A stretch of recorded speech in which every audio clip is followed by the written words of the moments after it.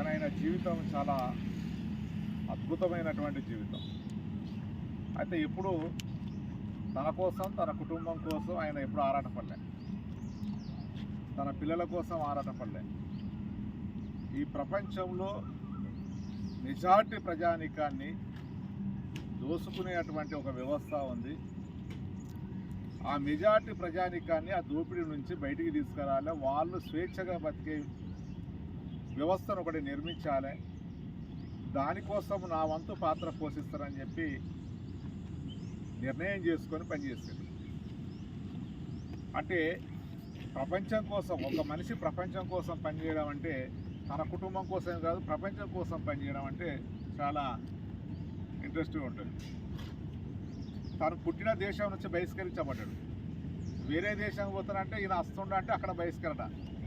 ఏ దేశంలో కూడా ఆయన అడుగు పెడతానంటే మా దేశానికి రావద్దని అక్కడ పాలకులు బహిష్కరణ చేస్తారు. కారల్ మార్క్స్ అంటే ఒక ఉగ్రవాది, ఒక తీవ్రవాది మా దేశంలోకి రావద్దని బహిష్కరించేవారు. మంచి రచయిత, మంచి ఆర్టికల్ రాసేవాడు. ఈ ప్రపంచంలో బాగా చదువుకున్నటువంటి వాళ్ళు, బాగా పుస్తకాలు చదివిన వాళ్ళు ఇద్దరు ఉంటారు. ఒకరు కారల్ మార్క్స్, రెండోది అంబేద్కర్. వీళ్ళిద్దరే ప్రపంచంలో చాలా పుస్తకాలు చదివిండ్రు. అందుకే కారల్ మార్క్స్ ప్రపంచానికి ఒక మార్గదర్శి అయిండు, డాక్టర్ బిఆర్ అంబేద్కర్ ఇండియాలో ఒక మార్గదర్శి అయిండు. అంటే చదువు అనేది చాలా కీలకమైనటువంటి పాత్ర పోషిస్తుంది అనేది ఈ ఇద్దరిని చూస్తే మనకు అర్థమవుతుంది. ఇక్కడ మీరు అంతా చదువుకునే పిల్లలు ఉన్నారు, చదువు మీద చాలా ఇంట్రెస్ట్ పెట్టాలి, చదవాలి. ఇట్లాంటి మహానుభావులు ఎట్లా కష్టపడరో చదవాలి. అవన్నీ మనకు తెలిస్తే మనం ఎట్లా ముందుకెళ్ళాలనేది కూడా మనకు అర్థం కావడానికి అవకాశం ఉంది. మీరు అంబేద్కర్ దినచర్య ఉంది, అంబేద్కర్ దినచర్య పుస్తకాలు చదవండి. కారల్ మార్క్స్ది పుస్తకం ఉంది, చదవండి. మన జీవితాల కోసమే చదవండి, ఇంకోరి కోసం. మన జీవితాలను మనం ఎట్లా తీర్చిదిద్దుకుందాం, మనం ఎట్లుందాం, మనుషులుగా ఎట్లుందాం అనేది వాళ్ళు నిరూపించారు. ఆయన చనిపోయేటప్పుడు మొత్తం ప్రపంచం అంతా అతన్ని బహిష్కరించింది కదా.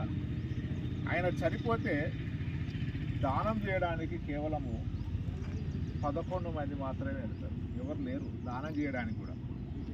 కానీ ఈరోజు బతికున్నప్పుడు కారల్ మార్క్స్ అంటే ఎవరో తెలియదు, కానీ ఈరోజు మొత్తం ప్రపంచంలో ఎన్ని దేశాలు ఉన్నాయో అన్ని దేశాలలో కారల్ మార్క్స్ బతుకున్నాడు. కారల్ మార్క్స్ వారసులు తయారయ్యారు. అందుకే కారల్ మార్క్స్ సిద్ధాంతం ఒక 2 విషయాలు. పెట్టుబడి అనే గ్రంథం రాసిండు ఆయన, చాలా అద్భుతమైనటువంటి గ్రంథము, అది వరల్డ్ గ్రంథం. అదేవిధంగా ఈ దోపిడీని ఎట్లా కూల్చిపడేయాలన్నటువంటి ఒక సిద్ధాంతాన్ని రాసిండు. ఈ పద్ధతి ఉండాలని, దాన్ని కమ్యూనిస్టు ప్రణాళిక అంటారు. చాలా ఒకటే పేజీ ఉంటుంది, అది రాసి ఇస్తే యూరోప్ దేశాలన్నీ కూడా అడలిపోయినాయి, ఇదేంది అని చెప్పి. అంటే ఒక అద్భుతమైనటువంటి సిద్ధాంతాన్ని రాసి ప్రపంచానికి పరిచయం చేసిన తర్వాతనే రష్యాలో విప్లవం వచ్చింది, లెనిన్ నాయకత్వం విప్లవం వచ్చింది. ఆ తర్వాత చైనాలో వచ్చింది, ఆ తర్వాత క్యూబాలో, ఆ తర్వాత వియత్నాంలో. అట్లా ప్రపంచంలో ఒక దోపిడీకి వ్యతిరేకమైనటువంటి ఒక పాలన వ్యవస్థ, ప్రజల కోసం ఎట్లా పనిచేయాలన్నటువంటి వ్యవస్థను కొన్ని దేశాలలో మార్క్సిజం సిద్ధాంతం ఆధారంగా నిరూపించింది. అది మనం ఇట్లాంటి గొప్ప గొప్ప వ్యక్తుల యొక్క చరిత్రను అధ్యయనం చేస్తే మనము ఎట్లా ఉండాలనేది కూడా అర్థమవుతుంది. ఇవాళ 203వ జయంతి మనం జరుపుకుంటున్నాం. 203వ జయంతి, ఇంకా జయంతులు వర్ధంతులు నడుస్తాయి. ఇట్లాంటి వ్యక్తుల నుంచి మనం ఒక స్ఫూర్తిదాయకమైనటువంటి విషయాన్ని మనం పొందాలని చెప్పి ఈ కార్యక్రమానికి వచ్చిన మీ అందరికీ కూడా ధన్యవాదాలు తెలియజేస్తూ ఈ కార్యక్రమాన్ని ముగిస్తున్నాం.